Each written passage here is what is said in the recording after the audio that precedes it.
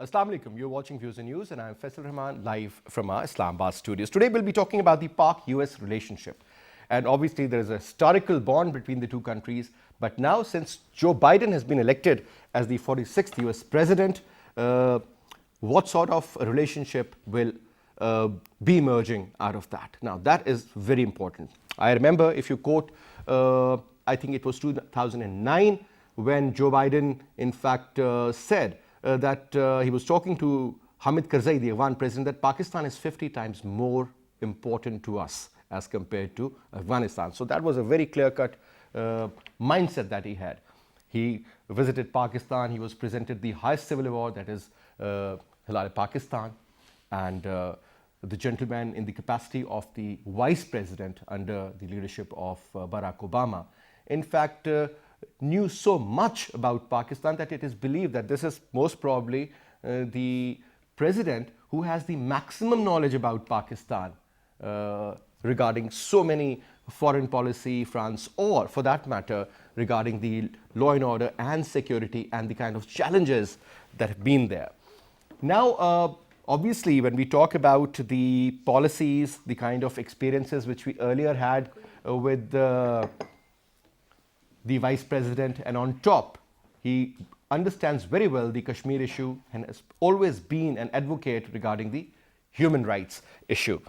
And now, most of the people believe that the relationship between Pakistan and USA might improve a little bit, but the basics would remain the same. There isn't going to be a lot of change that we will witness in the future. But still, having said that, what sort of different experience can we expect during the next 4 years of his term? Now, to talk about that, let me introduce you to our panelists. We have with us in our studio, on my right, is Dr. Amna Mahmood Saiba, Dean, Faculty of Social Sciences, International Islamic University, Islamabad. Thank you very much, ma'am, for your time. And we will be talking to Ambassador Shahid M.G. Kyani Saab, who is a former diplomat. Thank you very much, Kyani Saab, for your time. It's a pleasure. And we have with us Michael Kugelman, Deputy Director of Asia Program.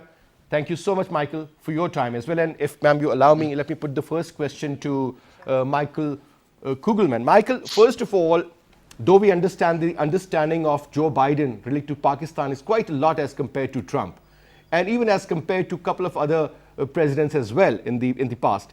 Now, do you see some sort of a major change in the policy shift, or you believe that things would continue in the same way, the way they were under the leadership of Donald Trump? Your take. Yeah, well, first of all, thank you for featuring me. I think that in the short term, initially, we're going to see a lot of policy continuity. I think we're going to see a lot of similarities with this administration from the Trump one, and that specifically, I mean that the focus on the U.S.-Pakistan relationship from Washington's perspective will remain on Afghanistan, and on partnering with Pakistan to the extent possible to try to get it to help with the peace process in Afghanistan. That's going to be quite clear. I do think that the Biden administration will try to get Pakistan to pressure the Taliban even more to agree to a reduction in violence and so on. And if that doesn't work, even though that would not be Pakistan's fault, because I think its leverage is limited over the Taliban, if that doesn't work, that could have some negative implications for U.S.-Pakistan relations. But even though I speak about policy continuity, I do think that this will be a new era for U.S.-Pakistan relations, because, as you noted, Biden is so different from Trump. He knows the country so well. He knows all the key players. He has a very different style as well. He's much more conventional. He has his quirks, but he's a more predictable leader. If he implements a policy, it will stay consistent. I don't think you'd have to worry about off-the-cuff remarks that could be critical of Pakistan. You wouldn't have to worry about 12 a.m. tweets on New Year's Day. So I think that in that regard, things could improve. And on some other levels, Biden, I think he'll want to reduce tensions with Iran. He'll want to reduce slightly the toxic relationship with China. That could benefit U.S.-Pakistan relations. But bottom line is, I think the trajectory of U.S.-Pakistan relations is going to be the same no matter who won the election, in the sense that the constant of U.S.-India relations, the U.S.-India partnership, that will be a constraint on the U.S.-Pakistan relationship. And the Biden administration, I'm quite confident, will want to keep pushing forward with that. And that could impose limits on this U.S.-Pakistan relationship. All right, Michael, since Pakistan was always viewed from the prism of Afghanistan, that, and there was this transsectional relationship, and Biden, I cannot recall where exactly he was talking, but he was very much against this. That what do we mean by transsectional? That, you do this for me and I'll do this in return. Don't you think that there was a time when we had a strategic partnership, but now there are differences on certain issues, and the tilt of the American towards the Indians, that seems to be very obvious. Then the PACs, the recent visit of Mr. Pompeo and Mark Esper, though they won't be in the power play anymore, obviously things would change. But the basics will not, the direction will not, and the countering China policy primarily would be another challenge for us too. Will it be like that? No, yeah, no, I agree with you. I mean, the differences have always been there in U.S.-Pakistan relations, as you know, and indeed, as you referenced, there was a time when Biden was vice president in the Obama administration when there was a strategic dialogue that was launched and convened by Secretary of State Hillary Clinton, and the idea there was to expand the relationship in ways that it had not been in quite some years, to focus on non-security areas, energy, education, and so on. It was very well intentioned, but it didn't last just because security tensions invariably got in the way and caused problems for the relationship. So the question is, could that strategic dialogue be brought back by Biden now that he be president? Possibly some elements of it, but again, I think that at least in the initial term, perhaps even the initial to medium term, the main focus from Washington's perspective will be on the Afghanistan front, and secondarily on continued efforts in Pakistan to rein in the terrorist financing problem. The FATF issue will remain very important for the U.S. government under Biden. But indeed, I agree with you that I think there's only so far the U.S.-Pakistan relationship can go, given the constraints posed by the U.S.-India relationship. And Biden came out very strongly on the campaign trail, and his presumptive Secretary of State, Antony Blinken, as well, just in recent months, have come out and said that they really support this partnership. It's an important one. It's a critical one. All the terms and phrases that we've heard from successive U.S. administrations in previous decades. So that will be a constraint. And the issue is how far. It could be a good thing. It could be a good challenge. How can the U.S.-Pakistan relationship be reframed and reinvented, despite what's happening with the U.S.-India relationship, in a way that capitalizes on the incoming inflection point, where the U.S.-Pakistan relationship will need a new basis, given that the U.S. presence in Afghanistan will soon be downsized, if not eliminated entirely. All right. Now, putting a question to Ambassador Saab here, sir. Yes. The Americans, they have very, very clearly opposed the OBER project, CPEC, and there was a lot of pressure on Pakistan.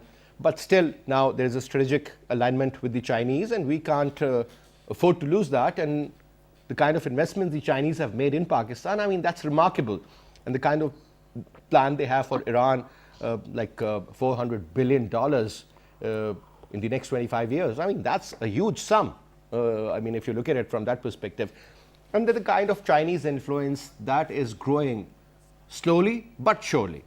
Whereas when we look at, I mean, you can have the example of the latest trade pact that was signed by the Quad countries and so many more.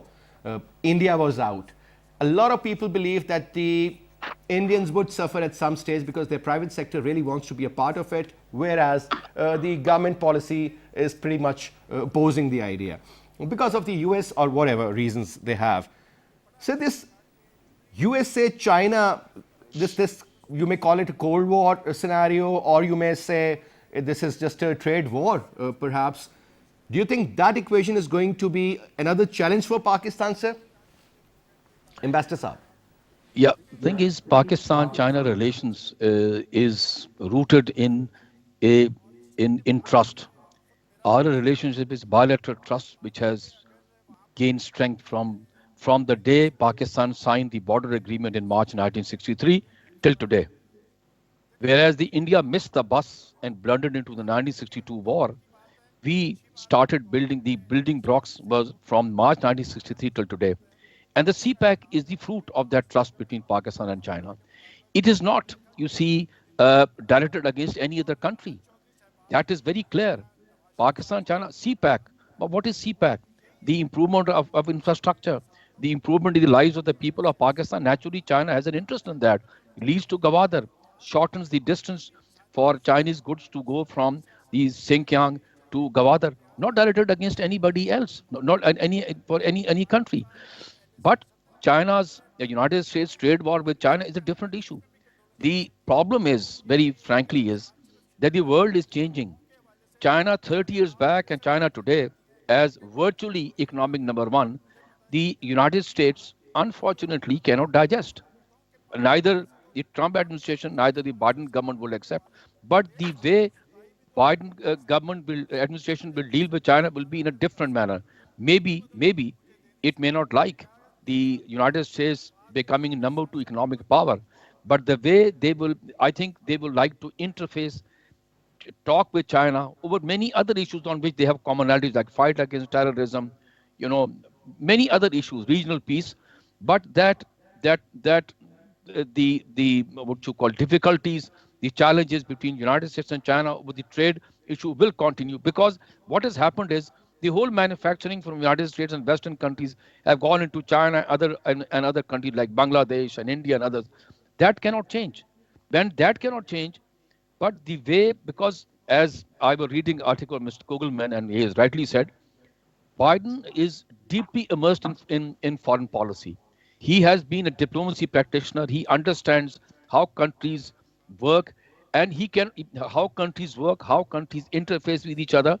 So therefore, his understanding of foreign policy, of his allies. Look, what has happened is, during Trump's administration, he has distanced himself from the allies like NATO and EU and South Korea, Japan, asking them to pay to bear the burden of security. The Biden administration will be different. He will be reaching out to his allies. He has very rightly said, even reach out to Iran to come to understanding. So this is something which we are looking towards our Pakistan-China relation. I would like to say once again, and CPAC is not directed against any other country. If they are making 5 out of 2 plus 2, that is something which we cannot help. Pakistan-China relation, the one of the most important components of Pakistan foreign policy is Pakistan relation with China, which is not directed against any other country. All right, Master. Now, I'm talking about Kashmir. Joe Biden has always been a very strong advocate of human rights, and he has always supported that, and he has always raised his voice whenever he has seen, or maybe perhaps he has felt that there's something wrong somewhere, that he would raise his voice. Ma'am, regarding Kashmir and the current situation post 5th of August, especially when we saw that the abrogation took place of the Article 370 and 35A as well, snatching away the special status of the Kashmiri people. I'm sure this would be the most important point regarding Pakistan and USA, because unfortunately the relationship between these two countries now would be also seen in the text of India. Because when you look at India, I mean, it's an emerging market, it's a huge market, the kind of equation Narendra Modi had with Donald Trump, Howdy Modi for that matter, or you talk about the Western world. I still remember that France and India, they have got a great relationship, and it was Namaste Mumbai, Bonjour Mumbai, and Namaste Paris. So, and then you talk about the kind of relationship he's been able to have with the Middle Eastern Gulf countries, Bahrain, Saudi Arabia, even Iran, UAE. I mean, UAE is a total chapter now to talk about, but his engagement, and then, you know, we can see the result and the differences being created after that. Ma'am? Yeah, obviously, you are very right. I think that the present scenario would be different because okay, we believe that there would be no drastic change, there would be no U-turn. But you see, over the period last year when we were talking about international relations, it was marked by the COVID challenges and something like that. But the Trump era was totally different. What Americans used to say under the table, under the carpet, in diplomatic languages, that was done by Mr. Trump very overtly. He shaped the Middle Eastern politics in different way. He shaped the South Asian politics in very different way. And whatever is coming out after Mr. Trump, that would be the reaction of that bold policy of Mr. Trump, because he was very vocal about American leaning towards Israel, and he wanted to shape the whole Middle East as a battleground for Israel. Previously, those countries who were against Israel, they were not ready to, they were against its survival. And you see now 6 countries, they have conducted military exercises in the Middle East. So that is totally changing scenario. And Mr. Biden, he would be a different president, certainly number 1 in outlook, number 1 is secondly in his treatment, and thirdly I think in substance and content as well, because he is having a long training of American politics as a senator. Senate is very much involved in diplomacy, appointment of diplomatic people, and even all the Pentagon appointments are ratified by the Senate. So he knew very well what has been the American politics, what were the actually underlying and overt motives of American foreign policy. Secondly, another point is very important, that as you mentioned again, and Michael and Kianis have also mentioned, he is very much aware of the politics of this region. Yeah. We cannot minus India and Afghanistan and Iran from this region. Correct. And we are having number of stakes. And if you see that there would be some different policy towards Iran, Pakistan is also having stake in that. But that would not be very easy to handle. You know, Iranian nuclear program has become multi-fold during that period. They did not compromise on that program.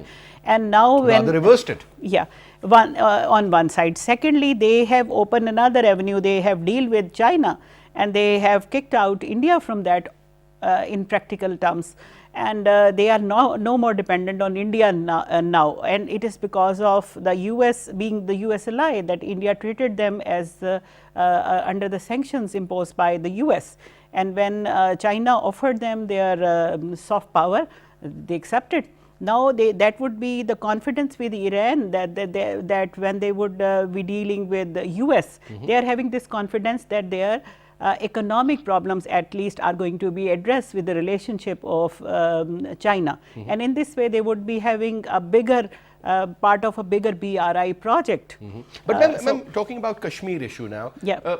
Tell me that when we look at the proposals given even earlier, obviously this man is not going to take a U-turn, he's going to stick to the old idea. He's a very seasoned orthodox kind of politician. But ma'am, the point is that the bone of contention between Pakistan and India is primarily Kashmir. We all know that. I mean, there are other issues, but this is the major problem. Now ma'am, whether you think he can open up some channel where these two countries can start brokering, start talking, at least start negotiating again? Because looking at India and the kind of behavior they've shown in the past couple of years, it seems that they have chosen a line to sort of malign Pakistan everywhere, go after Pakistan, use the Afghan soil against destabilizing the whole region, I would say, not only Pakistan, I mean the whole region is getting affected. And then on top, whatever is happening at the moment, I mean, you're talking about 3 nuclear states, India, Pakistan and China, and Indians are having issues with the Bangladeshi government, they're having problems with Nepalese, they're having issues Sri Lanka, with the, I mean, Sri Bhutan. Lanka, Bhutan now, even Bhutan, Pakistan, and now on top China. So yeah, exactly. But I think that there would be slight change. When we talk about Kashmir conflict, Kashmir is not only a human misery, that is not a humanitarian crisis, that is much more than that. But if even to start with President Biden, President-elect Biden, because he is not joined yet.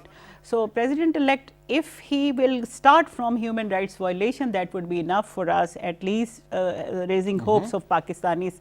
And that would be that we would see that how India react to it, because India never compromises on its foreign policy. India never accepted any sort of mediation. And if you just say that we are here to mediate, and Mr. Trump offered, as starting from Mr. Kennedy offered, and later on almost all the presidents, but they never accepted. And what pressure, what leverage they could use on India, they never applied. I am talking about US. And Mr. Biden, I don't think that he is going to apply that pressure. But I think that if he With would India, say, I think it is going to be more or less the same. same. But if he would start with human rights violation, human miseries, and he wanted to at least restore the status of Kashmir, that would be enough for I think Pakistan. if he can do that, that would be the best possible And you see that option for Pakistan. Kamala was also talking about that, and she was critical. And most of people raise this point that she is half Indian. It doesn't and make difference. Well, I don't believe in that, because I was in Virginia, and that was a conference on thinking regions again. And this was the theme. And on South Asia, there was a Harvard professor. He was professor of law, Indian, Malik something his name, and he was so vocal. He said, we don't have any claim on Kashmir, we should not have, because this is not right under the international law, and he was Indian. Let's hope the so it Indian means that government people understands the same, yeah. can understand, and they can fight for our case. Yeah. Michael, now coming to you, two questions, because I think Michael has left because he was supposed to go. And let me put this question to Kyani Saab regarding two major issues. One is about, Kyani Saab, the do more mantra of the Barack Obama's administration. So during those 8 years, we all know what we went through. You need to do this. Post 2008 onwards, there was this massive bombing taking place in Pakistan. Suicidal bombers were everywhere, targeting the military or the law enforcement agencies, as well as the soft targets. At the same time, this was so chaotic, but still we used to hear that Pakistan needs to do more. Pakistan needs to take action against the Haqqani network. Pakistan should. Now, Michael Kugelman was saying that this is going to be again applied on Pakistan, that they need to exert more pressure on the Taliban to bring down the violation or violence at the same time, and make the environment so conducive so that the government of Afghanistan can talk with the Taliban. Now, do you think more pressure is going to be exerted on Pakistan, Kyani Saab? And secondly, I also want you to comment regarding the Kashmir issue. First of all, let me say to you, you see, you're looking at Afghanistan from the United States prism. What has happened is, unfortunately, since 9/11 till today, the US policies of using force in Afghanistan have not worked. When it partially worked, it has brought the Taliban on the negotiating table, and because Taliban are in a very strong position, Taliban understand the United States is in occupying force, so they want to talk to them. But United States have not succeeded in undermining the Taliban, whom government they had removed in 9/11. The problem is the blowback from this since 1979 till today is Pakistan's. You see, we are facing the blowback economically, physically also. Look at the sacrifices of our armed forces, especially the Pakistan Army, in trying to contain this terrorism and extremism which has flowed from Afghanistan into Pakistan. We never had this problem since, believe it or not, in 1979, we never had this problem. But yes, we can say some weaknesses of our governments also earlier. But now, in the last 1 decade, we have cooperated internationally with all the forces trying to contain extremism and terrorism, which has flowed into our territory, and we're paying a very heavy price for that. Now, United States, as Mr. Biden government comes, administration comes, it should, if it's going to ask us to do more, what should we do more? Our sacrifices are unparalleled. Every second, third day, you see a soldier losing his life in the former tribal areas. What is it? These are the extremists who are hiding in the borders inside Afghanistan. Whose duty is to contain them? It is primarily Afghanistan government and the United States, the occupying force. They should know where it is. Other thing, we have already shared, just few days back, the foreign minister and the DG ISPR shared internationally with the world that this is the proof of India's involvement. There is no question about it. Look at BLA's leaders, being fed in India. What are they doing? Look at the TTP's people. They are being funded and they are being given, support to come and undermine Pakistan's sovereignty. So these are not the places. So if government of Pakistan is asked to do more, I think we should stand firm.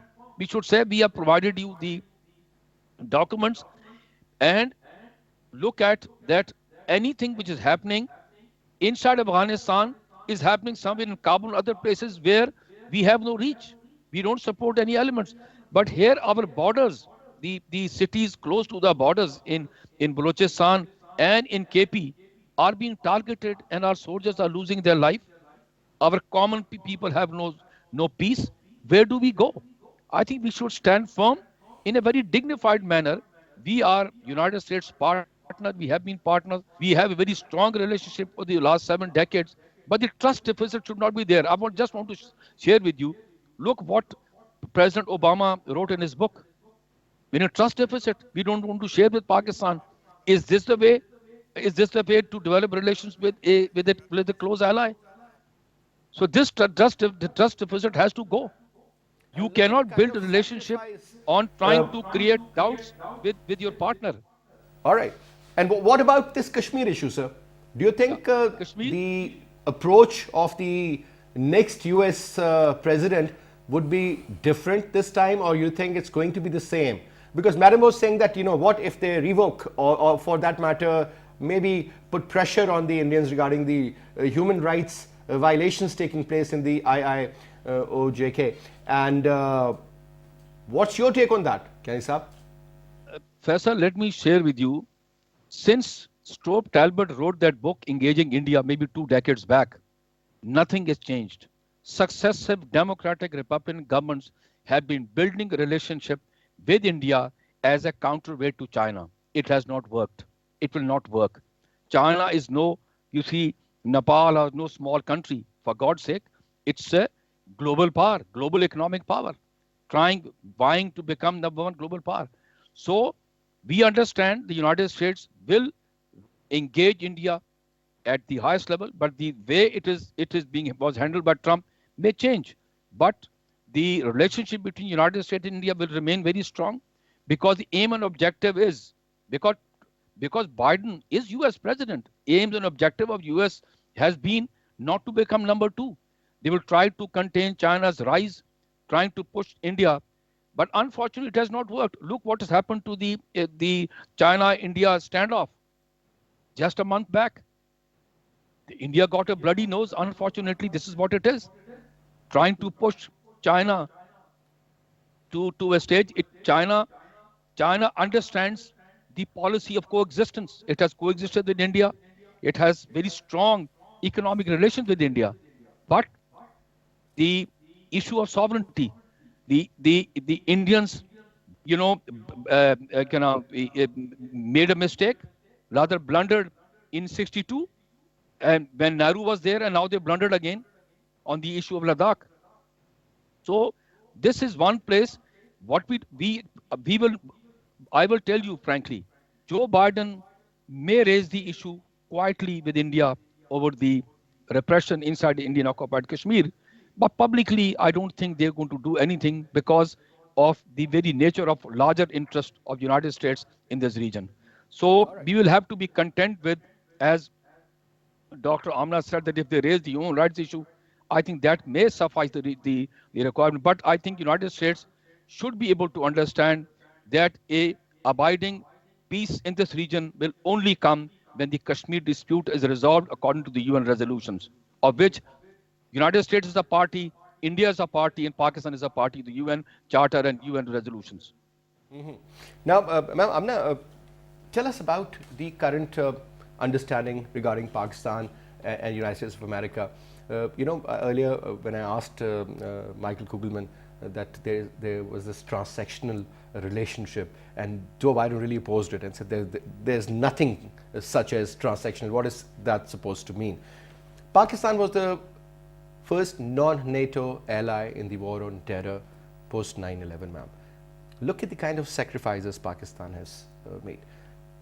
Economic, more than 75,000 precious lives were lost, more than 200,000 people were injured. You talk about the kind of fear and the terror that prevails in our mind is unfortunately another reality, ma'am. We never used to feel safe when we would go out. There was a time. Now things have, alhamdulillah, I mean, they're a lot better than before. But still, a lot more needs to be done. I mean, every other day, one of our military vehicle comes under attack by the terrorists and we end up hearing the sad news. This has to come to an end, because whether he is taking care of the Kashmir issue or not, it's okay. Whether he is putting more pressure on Pakistan to do more, I mean, how much pressure can we take and how much can we resist? That is another chapter. But when it comes to the sovereignty of Pakistan and the safety of its people, ma'am, I think the government, the military, you name any institution, they are together and they believe that. Even all the political parties also. I mean, they might have a lot of misunderstanding or disputes, but at the end of the day, they will be like this if there is a check for, against Pakistan. You believe, ma'am, that in the coming days or coming years, Pakistan's role would be much more than what it was in the Trump era regarding the peace and stability in the region. Things would be very different with Iran after J.C. Poa's revisit policy, I would say. With India, obviously, it is going to be almost the same, keeping certain other parts also in alignment. China, I mean, most likely they'll be on the same track. So this is going to be another challenge for the leadership of Pakistan, especially when we are having so many internal issues as well. Yeah, obviously. And Pakistan has, I think, has to review its policy as well. Adding to what Kyani Sab said first about Afghanistan, yes, they were asking for do more, and we expect that we are expecting, but I think that would not be a scenario that Pakistan should do more. And Kyani Sab rightly pointed out what to do more. Pakistan has taken care of its all FATA, and we have merged them into mainstream areas, and development is going on, legitimizing of legal system of Pakistan is going on there, and that would be that is now the part of KP. So there is no easy and to and fro motion of terrorists. Pakistan is doing fencing even despite of its limited resources. Nobody helped us. Pakistan asked them to help and block the terrorists, but since they were not interested, so they did not offer. And Pakistan is doing that. So about the terrorist movement, about the terrorist financing, I think that there would be no way to say Pakistan do more. Secondly, Pakistan has used all its leverage on Taliban in having that agreement signed in February this year. And Americans have seen that Taliban is not bearing any pressure from any side except what they have done. Taliban are in very confident, very strong footings in Afghanistan. And when they resort to terrorism, when they resort to violence, it is just to put pressure on the negotiation table. Otherwise, Americans and NATO forces are not coming on the terms. That's why they do that. And it is their capacity, powerful would exert its capacity. So Pakistan is having nothing to do with do more now, and Mr. Biden would be having this realization, because drone attacks were basically to target the high profile targets coming from Afghanistan and to target them. But we have addressed everything. We have very successfully launched Azerbaijan. But they were so counterproductive, ma'am, if you remember, created so many problems for Pakistan. Yeah.